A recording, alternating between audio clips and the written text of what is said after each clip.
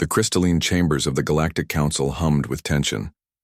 Ambassador Jack Miller stood at the central podium, his human form looking small among the towering aliens. His suit was wrinkled from 3 days of meetings, and dark circles shadowed his eyes.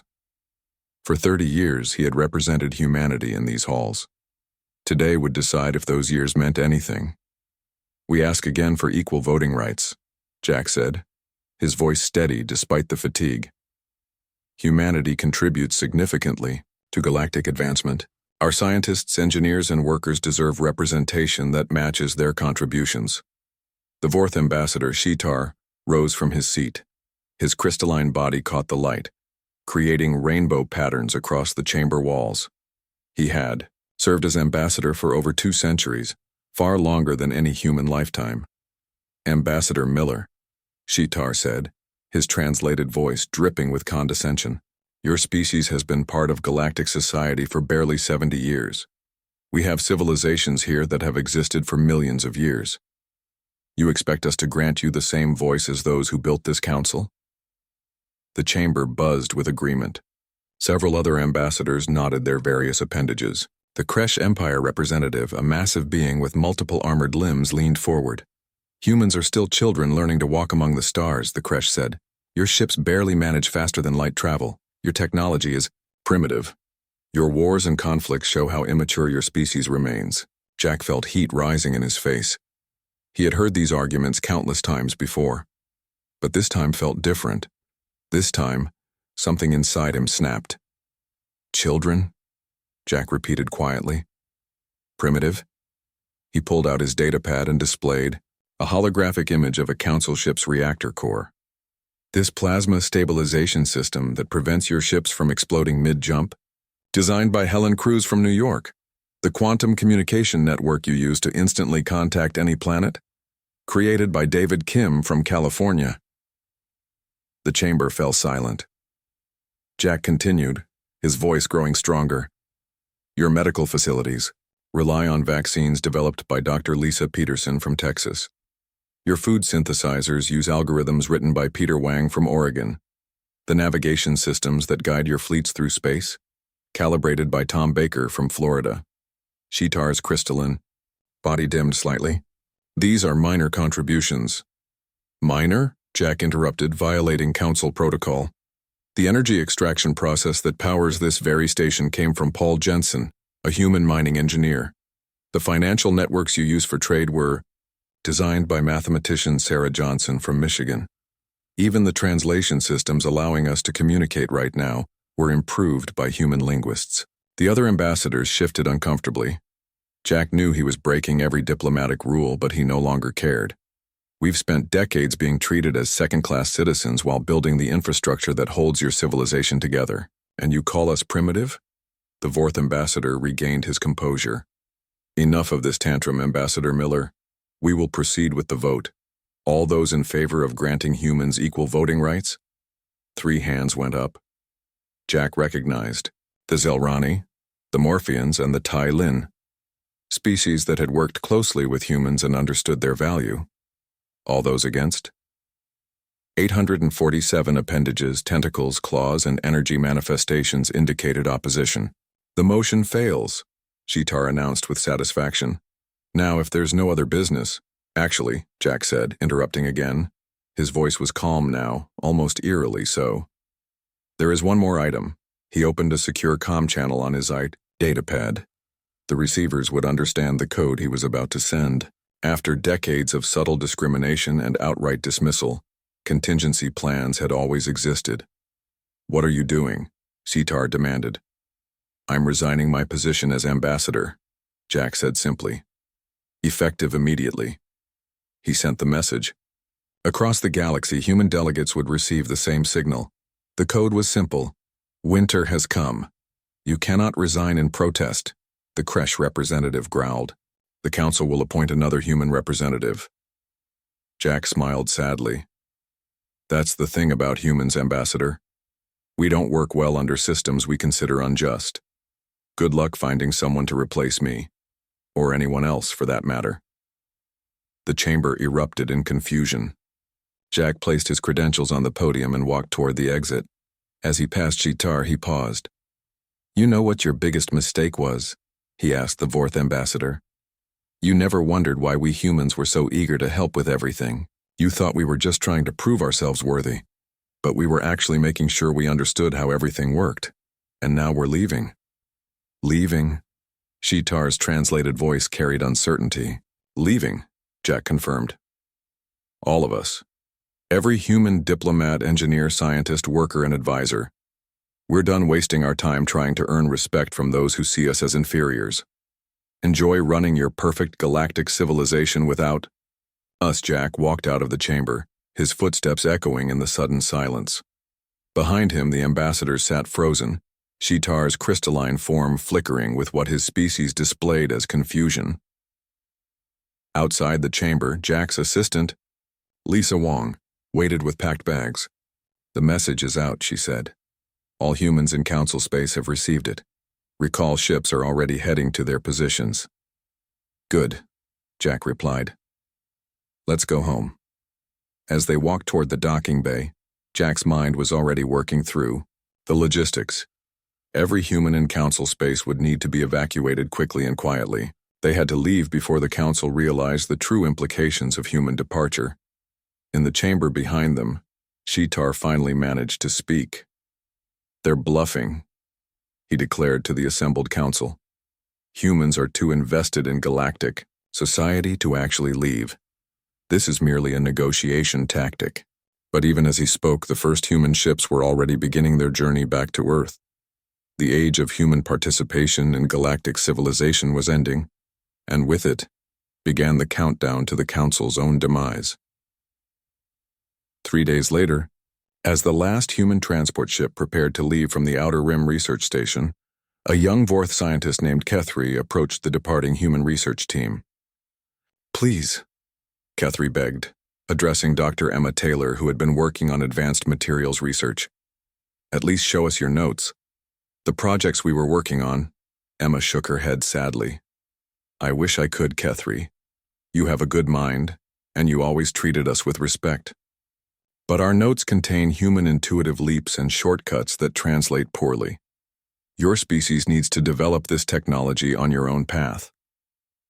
As the humans departed, the station's gravity generators, calibrated specifically for multi-species comfort by human engineers, began their first signs of instability. But that would be merely the beginning. The message, "Winter has come," had reached every corner of the galaxy, and humanity, with quiet dignity, began its great exodus home.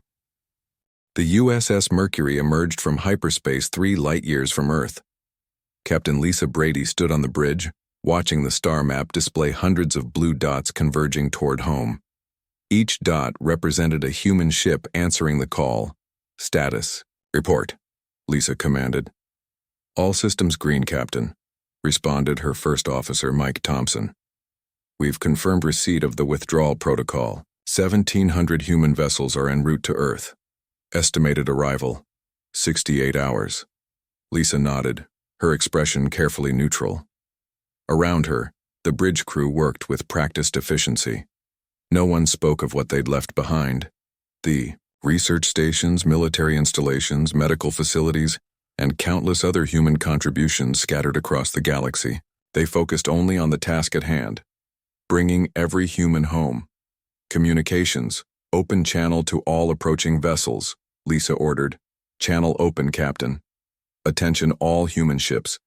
This is Captain Brady of the USS Mercury. Maintain standard travel formations. We don't want to alarm local traffic controllers. This is a peaceful withdrawal, not an invasion. Follow coordinates being transmitted to your navigation systems." Across the void, acknowledgments poured in.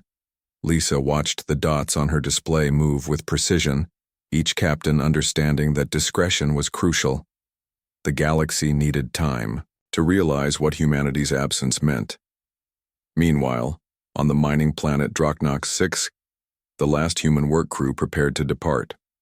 Mine foreman Kevin Walsh supervised the shutdown procedures. His team had spent 5 years extracting rare elements, essential for Council starship construction. "Leave everything clean," Kevin instructed. "No sabotage, no damage, just pack our personal belongings." The Draknox overseer, a spider-like being named Sklitch, watched nervously. Why sudden departure? Your contract's not finished. We're done. Here, Kevin said simply. You'll receive official notice soon. But the excavation equipment, the refinement processes, you only ones who know deep core extraction. Kevin paused at the airlock. You'll figure it out. Maybe ask the council for help. They didn't think we were important enough to have equal say in galactic matters, so they must have known you could manage without us. The human ships lifted, off smoothly, leaving behind mining equipment that would remain operational for exactly 14 days before requiring human-specific maintenance. No one on Draknox 6 realized this yet. At the prestigious Galactic Medical Center orbiting Velta Prime, Dr. Stephanie Kim finished her final shift. She had spent 12 years developing breakthrough treatments for quantum radiation sickness, a condition that affected many species during long space flights. Doctor, you must stay, pleaded healer Vexon, her Veltian colleague.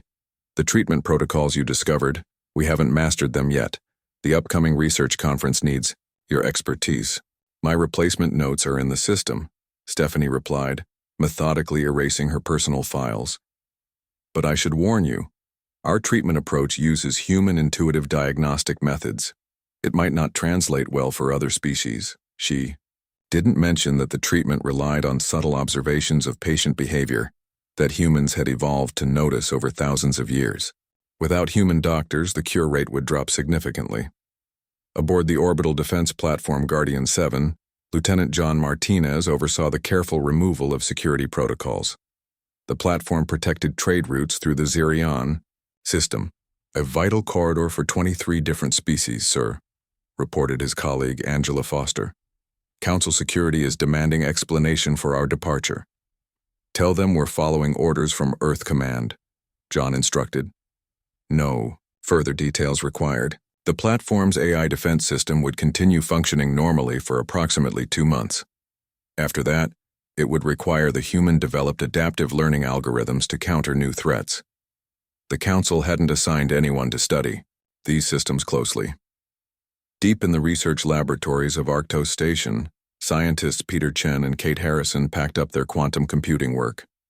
Their research into faster-than-light communication had promised to revolutionize galactic information networks. Should we leave our data cores? Kate asked, hesitating. Peter shook his head firmly. Our contract was with beings who respect us as equals. That contract just ended.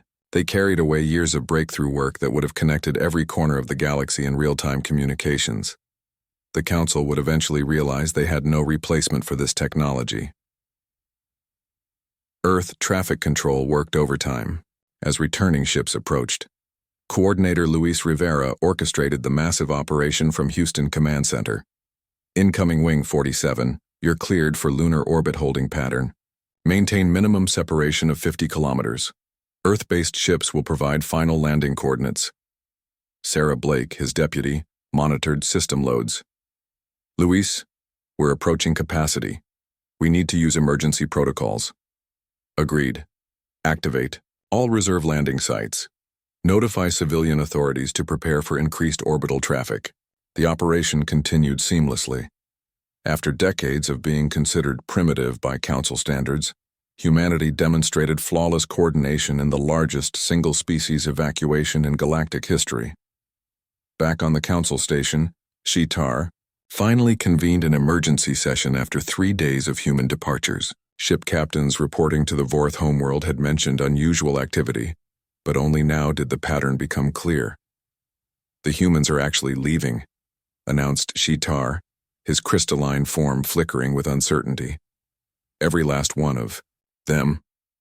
Good riddance, grumbled the Kresh ambassador. Perhaps now we can proceed without their constant requests for equality. But, Sitar hesitated. They've taken all their technical specialists, the humans who maintained our quantum relays, calibrated our navigation systems, operated our medical centers. A Veltian representative interrupted. The Veltian Medical Center just informed me they're experiencing unusual difficulties with quantum radiation treatments. Their human doctors left yesterday. Similar reports began flooding in, mining operations facing equipment failures, communication networks experiencing mysterious glitches, manufacturing processes slowing down as automated systems missed human oversight. "This is temporary," Sitar declared, though doubt colored his translated voice. "We managed for millions of years before meeting humans. We will adapt." But private messages were already arriving from various council members' homeworlds. Energy output dropping, trade shipments delayed, research projects stalling. On Earth, Jack Miller stood in front of the United Nations Assembly, addressing representatives from every nation. Global leaders had gathered to understand the implications of humanity's return. "The galaxy has chosen to view us as inferiors," Jack explained calmly. "We've chosen to respect their wishes by withdrawing completely. For now, humanity will focus on our own development, our own culture, and our own future." Secretary General Amanda Rodriguez posed the critical question. "What if they realize they need us? What if they ask us to return?" Jack's smile held no warmth. "They'll ask. But this time the terms will be different. This time they'll understand the value of what they rejected." As the last human ships approached Earth's atmosphere, the galaxy began its first full day without human presence in 70 years. Most council members considered it a return to normalcy. A few wondered about the empty laboratories, silent research stations, and unmanned mining operations. None yet suspected that within these empty spaces, the countdown to catastrophe had already begun. The first sign of trouble appeared on day 17 after the human withdrawal. On the trade station Nova Prime, Cargo Master Zethka watched in confusion as his loading systems malfunctioned for the third time that morning. Error code ZHT47. His assistant chittered. "Same as yesterday." "Run diagnostics again," Zethka ordered, checking his manual. The error code was supposed to relate to weight distribution, but nothing made sense. The human cargo specialist, Luke Martinez, had always handled these issues instantly. He seemed to understand the equipment in ways that manuals couldn't explain. 3 systems away, the Vorth warship Determination suffered its first catastrophic reactor failure. Engineering Officer Crix watched helplessly as coolant levels fluctuated wildly. "Engage emergency protocols," he commanded, but the automatic systems failed to respond properly. The reactor, designed with human plasma stabilization technology, required intricate management that Vorth engineers had never needed to learn. The ship's crew evacuated successfully, but Determination became the first Council military vessel lost in peacetime in over a century. At the Galactic Medical Conference on Velta Prime, Healer Vexon presented her paper on quantum radiation treatment. Without Dr. Stephanie Kim's input, she could only recite theoretical approaches. "The treatment requires observing patient micro-expressions," Vexon explained uncertainly. "Humans claim these expressions indicate treatment effectiveness, but our sensors detect no meaningful data." She didn't understand that human doctors could instinctively read facial movements, breathing patterns, and subtle body language cues that other species' instruments missed. The treatment's success rate had already dropped from 92% to 54%. Deep in the Omega Nebula, mining colony Kepler 186b faced emergency. Mine Safety Officer Craig Peterson's automated warning systems had failed to detect dangerous gas buildups for 3 weeks. Today, 10 workers fell seriously ill from exposure. "Why didn't the sensors warn us?" The Tharkarian mine manager demanded answers. "Unknown malfunction," his assistant replied nervously. "Safety logs show everything functioning normally." What they didn't realize was that Human Safety Officer Craig had programmed the sensors to detect gas combinations that standard protocols missed. He had noticed patterns from years of experience that other species' safety systems overlooked. 2 months after human departure, the Council held its first emergency session. Shitar stood before restless ambassadors, his crystalline body dimmed with stress. "We must address these growing problems," he began. 27 incidents across Council space. Reactor failures, communication blackouts, medical treatment complications, mining accidents. The Kresh representative slammed his armored claw on the table. "These are isolated incidents. We will adapt our systems without human involvement. Adapt? Challenged the Zelrani ambassador. Our transport networks operate at 60% efficiency. Our advanced medical treatments are failing. Even this chamber's translation system glitches constantly without human linguists present. As if to prove her point, several translators crackled with static before recovering. In the outer colonies, the situation worsened. Space Station Meridian experienced total life support failure when backup systems failed to activate properly. The human station master had installed custom fail-safes that weren't documented in any manual. 53 crew members evacuated into escape pods while watching their station, a marvel of engineering, drift powerlessly through space. The station had cost 17 billion credits and taken 5 years to build. It would take 6 months before anyone admitted it couldn't be repaired without human expertise. Trading ship Captain Giral found himself stranded in deep space when his navigation computer misaligned star coordinate systems. The human navigation specialist, Tom Blake, had installed a correction algorithm that compensated for quantum drift in long-distance travel. No human nav system should affect our technology, Giral protested to his crew. But 3 days later, rescue ships found him light years off course. Giral was the 9th ship captain that month to experience navigation failure in deep space. On Earth, global monitoring stations tracked the spreading chaos. Director Elena Martinez watched data streams with her team. Energy production across former human-assisted worlds has dropped 18%, reported analyst David Ross. Communication network efficiency down 27%, added Maria Lopez. Medical emergency responses showing 43% longer resolution times, contributed Henry Chang. Elena studied the numbers grimly. And this is only month 2. The compounding effects haven't even begun. By day 60, desperation set in across Council territories. The Vorth Mining Consortium faced bankruptcy as deep core extraction systems shut down. Without human technician Paulo da Silva's automated monitoring protocols, the drill heads overheated repeatedly. Council security recorded another warship loss when the Kresh destroyer Dominator lost navigation control near a gravity well. The ship's AI couldn't compensate for gravitational anomalies that human navigators handled instinctively. At the Galaxy's Edge defense post, alien guards struggled with newly installed security systems. Former human security chief Ryan O'Connor had designed multi-layered protocols that integrated with personnel psychology. Without understanding human behavioral patterns, the guards triggered false alarms constantly or missed genuine threats. These defense systems make no sense, complained Commander Throlax. Why monitor stress hormones when weapon scanners exist? His question would remain unanswered until pirates exploited the security gaps 3 weeks later. Global communications with Earth multiplied as species realized their dependence.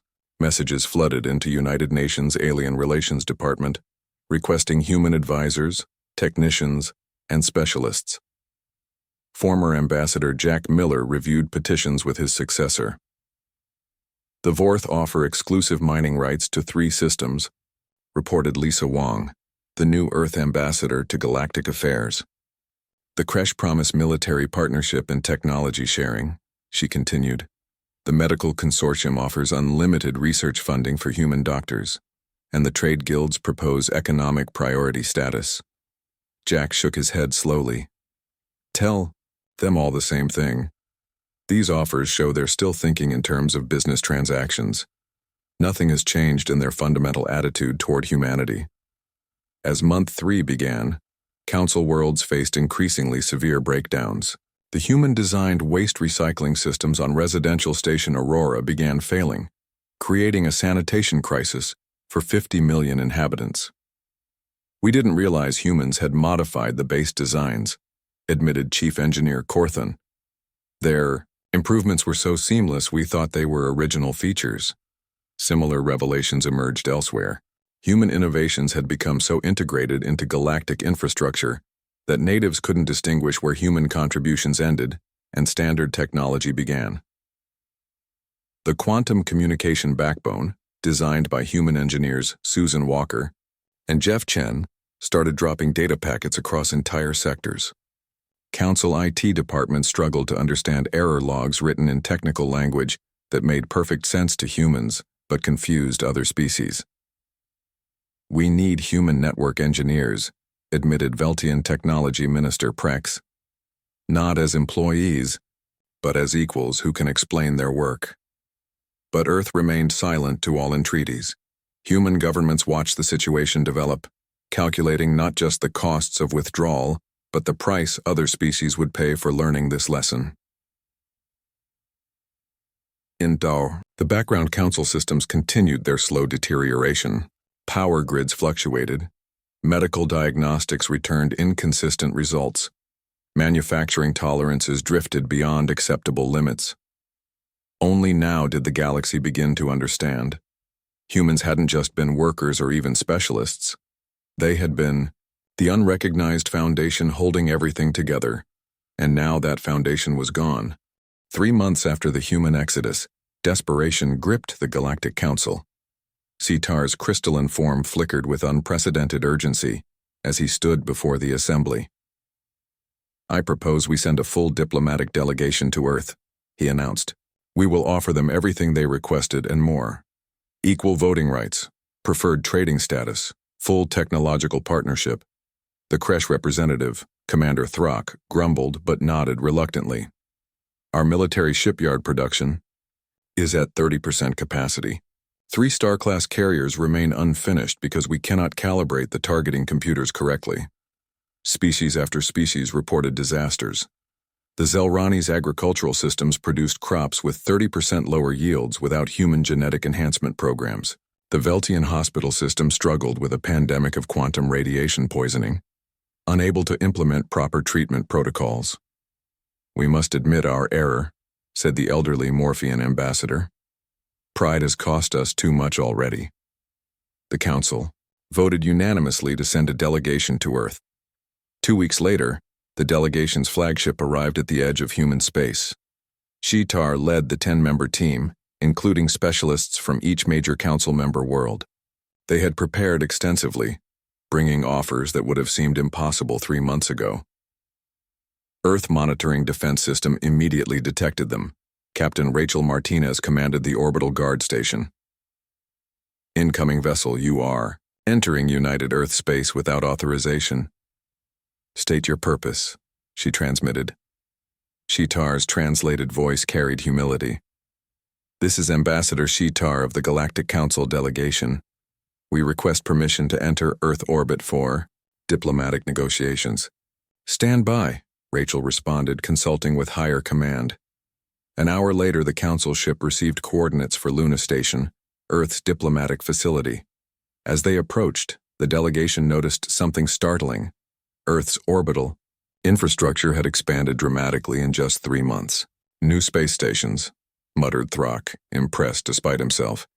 "Defense platforms, fleet formations, they've been busy." At Luna Station, the delegation met Earth's representatives. Jack Miller sat at the center of the human team, flanked by scientific advisors, military observers, and diplomats. "Welcome to Luna Station," Jack said formally. "Please state your purpose." Shitar projected a hollow document across the room. "We come with a revised treaty. Everything humanity requested is granted: equal voting rights, shared technology access, priority trading routes. We also offer immediate positions on all major council committees. And?" Jack raised an eyebrow. Shitar seemed confused. "And we wish to restore relations, to have humans return to their positions across the galaxy." The room filled with tense silence. Jack picked up a datapad and displayed a holographic image of determination. The Vorth warship lost to reactor failure. 13 crew members died when this ship failed, Jack said quietly. 7 miners lost their lives on Draknox 6. Medical patients who could have been saved are gone. Infrastructure failures have caused countless accidents. "We acknowledge our mistakes," Shitar pleaded, "but we need human expertise. These disasters will continue without your people." "We know," Jack nodded. "We've been monitoring." Dr. Eleanor Williams, a human medical expert, leaned forward. "Your quantum radiation treatment success rate is at 54%. Under human management. It was 92%. Do you know what that means in lives? We understand the numbers, Shitar said hastily.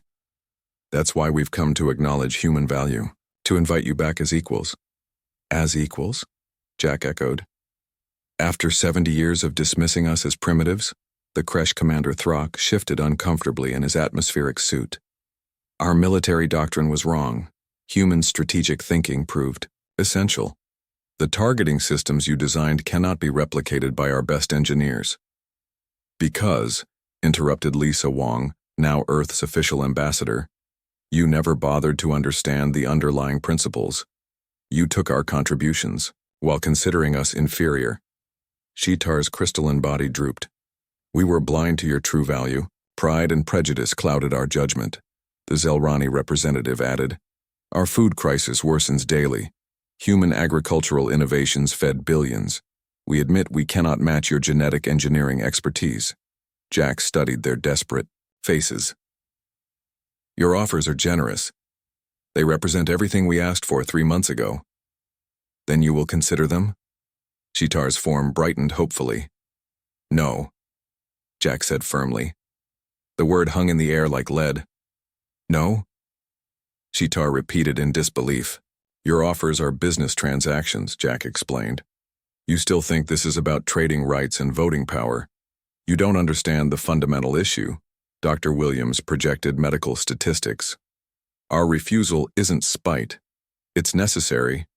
Distance. You need to learn to value contributions for their own sake, not because emergency forces you to. Earth's military liaison, General Susan Cooper, added technical details. Your targeting systems fail because you treated them as finished products instead of living technologies that grow through experience. Human naval officers knew those systems weren't just computer programs. They were extensions of tactical thinking. We can learn, Shitar pleaded. We will send our best minds to study with yours. 3 months isn't enough time to change the fundamental worldview of ancient civilizations, Jack responded. Your best minds still see this as acquiring skills, not respecting the perspective that creates those skills. The delegation tried different approaches. They offered planets, credit transfers, exclusive technologies. Each proposal received the same response. The problem wasn't the terms, but the mindset that created the need for those terms. As the meeting wound down, Jack delivered humanity's counteroffer. Earth will establish a knowledge exchange program. Not employment, not service contracts, education. Shitar leaned forward eagerly. Council species can send students to Earth universities, Jack continued. They will learn human problem-solving, methods, creative thinking, and technological philosophy.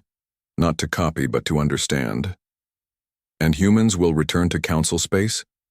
Shitar asked hopefully. After 5 years of exchange, if Council species demonstrate true understanding of equal partnership, not words but actions, then we'll consider gradual reintegration. The delegation conferred privately. 5 years seemed impossible with systems failing daily. But they had no choice. We accept, Shitar announced finally. The first student ships will come soon. As the delegation prepared to leave, the Kresh, Commander Throck approached Jack privately. One question, Throck rumbled. How did you know? How did you know we would crumble without human presence? Jack smiled sadly. Because we understand integration. When you weave yourself into someone else's civilization, you leave gaps when you depart. We knew what those gaps would look like. 2 weeks later, the first Council student ship arrived at Earth. Young beings from various species, their forms adapted for Earth conditions, emerged with a mix of necessity and curiosity. Among them was Kethri, the young Vorth scientist who had worked with Dr. Emma Taylor. He carried recording equipment and translation software, prepared to learn not just human knowledge, but human ways of thinking. Behind them, the galaxy continued its painful adjustment. Some systems adapted to human absence, others failed catastrophically. But across Council space, a new understanding slowly emerged.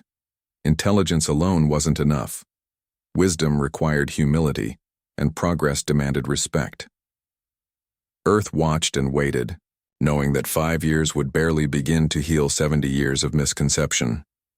But for the first time since first contact, the foundation for true partnership was being laid, not through dominance or submission, but through mutual learning and earned respect. 5 years, 3 months, and 7 days after human departure from galactic civilization, the largest fleet ever assembled at Earth's border waited quietly. 200 council ships held position outside the solar system. This time, they weren't, arriving as desperate delegates offering bribes. They came as students who had graduated from 5 years of intensive learning. Kethri stood on the flagship's bridge, now serving as lead ambassador. His crystalline form had changed subtly over the years. Tiny etchings on his surface represented mathematical concepts he'd learned from human theorists. Other council representatives showed similar transformations. The Kresh commander, Vrorak, moved more gracefully, having studied human tactical thinking. The Zelrani biologist, Solara, carried organic matter samples she'd grown using Earth methods mixed with her species' knowledge. Captain, Kethri addressed the ship's commander. Request permission to enter Earth space. Permission to approach. Granted, came the response from Captain James Parker, now commanding Earth's primary defense station. Welcome back, Ambassador Kethri. The council ships moved forward slowly, demonstrating spatial maneuvers that blended human precision with their own species' techniques. It was a small thing, but humans watching understood its significance. These weren't ships trying to impress or intimidate. These were vessels operated by beings who had learned to appreciate different approaches to the same problem. On Luna Station, the reunion meeting brought together familiar and new faces. Jack Miller returned from retirement to witness this moment. Lisa Wong continued as Earth's ambassador, flanked by diplomats who had spent 5 years hosting alien students. Shitar, now aged by his species standards, projected a hologram before speaking. 5 years ago, we came as supplicants, unable to understand our own blindness. Today, we return as those who have learned to see differently. He displayed a technical diagram, a reactor design that merged human intuitive flow patterns with Vorth crystalline matrices. Our engineering students didn't just copy human methods. They learned to understand the principles behind them, then adapted them to our own technological philosophy. The Kresh representative, Thrucknall, Thruck's successor, presented military simulation data. We studied not just human tactics, but why humans think differently in combat. Our war academies now teach flexibility alongside strength, adaptation alongside force. Sulara shared agricultural innovations. Human genetic engineering taught us to observe not just molecular structure, but ecological relationships.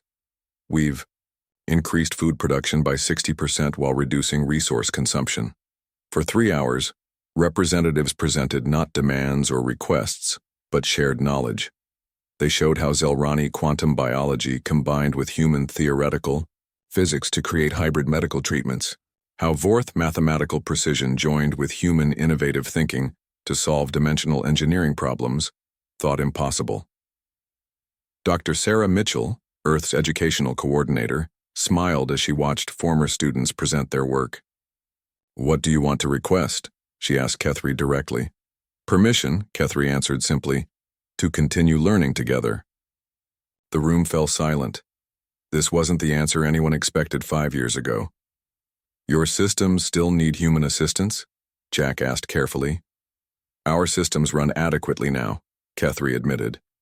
We've suffered through repairs and adaptations. Mistakes were made.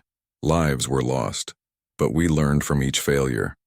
The quantum communication network operates at 87% efficiency. Medical treatments achieve 78% success rates. Not ideal, but stable. Then, what do you need from us? Asked Lisa Wong. What we've needed all along, but we're too proud to admit, Sitar answered. Partners, not employees, not service providers. Equals who bring unique perspectives. Thrucknall added gruffly. Your students showed us something we never expected. Species think fundamentally differently. This isn't weakness. It's strength when combined properly. The meeting moved to specific proposals. Not contracts for service, but collaborative research projects, shared space exploration, combined diplomatic efforts for newly discovered species. Each proposal emphasized partnership rather than employment. Your space exploration methods taught us to look for life in ways we never imagined, Sulura explained. Together, we could understand the galaxy better than either species alone. For the first time in 75 years of contact, humans and Council species began negotiating as true equals. The treaty they drafted that day created the United Galactic Alliance, not a hierarchical council, but a federation of equals. 6 months later, human ships began returning to galactic space, not to fill positions that had remained empty, but to collaborate on projects that neither humans nor other species could accomplish alone. The first joint military operation came when pirates attacked a Veltian colony. Human naval strategy combined, with Kresh strength and Vorth precision, created a response unlike anything seen before. The pirates surrendered within an hour, overwhelmed by the seamless integration of 3 species forces. Medical stations reopened with mixed species staff. Human doctors worked alongside Veltian healers, each learning from the other's approach. Patient outcomes improved beyond any single species records. Research laboratories buzzed with excitement as human scientific intuition merged with alien mathematical precision. The first truly interstellar drive emerged from a team where human physicist Dr. Alan Richards worked with Vorth mathematician Zexnor. Trade flourished under the new system. Human merchants understood psychological factors that influenced negotiations across species. Silrani traders brought resource management skills that maximized efficiency. The combined approach increased prosperity for all members. Former Ambassador Jack Miller watched these developments from his Earth home, occasionally consulting on complex diplomatic situations. When news organizations asked about humanity's withdrawal 5 years prior, he maintained his original position. "We didn't walk away out of spite," he explained to reporters. "We withdrew because you can't teach respect through words alone. Sometimes beings need to experience loss to understand value." As Year 6 began, the Council, now the Alliance, convened for its first major vote. A newly discovered species, the Aquari, requested membership. Unlike the old days, the vote wasn't about whether they deserved to join. Instead, representatives debated how to welcome them properly, how to share all species knowledge from the beginning, rather than making them work for scraps of recognition. The vote passed unanimously in favor, but with additional provisions for an extensive cultural exchange program to prevent the mistakes of the past. In the Alliance's new headquarters, built on an asteroid jointly developed by all member species, a plaque commemorated the events that changed everything. Written in every member language, it simply stated, "The moment humans walked away, we knew we had to learn to walk together." Kethri, now serving as Alliance Education Coordinator, often stood before this plaque with visiting diplomats. "Every species here has something unique to offer," he would explain. "The tragedy wasn't that we lost human contributions for 5 years. The tragedy was that we wasted 70 years not appreciating what we had. And so the galaxy moved forward. Not as a hierarchy of ancient species dictating to newcomers, but as a community where every species' voice strengthened the whole." The humans hadn't just returned to space. They had returned to a galaxy that had finally learned to see them as they were. Equals who, through their quiet strength and patience, had taught an ancient civilization how to grow. The stars shone no differently, but those who traveled among them finally saw each other clearly, and in that clarity, the galaxy found not just function but flourishing. The lesson was learned, though its cost had been high. Never again would any species wonder if they were valued. Never again would contributions be measured by age rather than merit. The moment humans walked away had indeed been the moment the galaxy knew it needed to change. And in changing, it became something better than it had ever been before.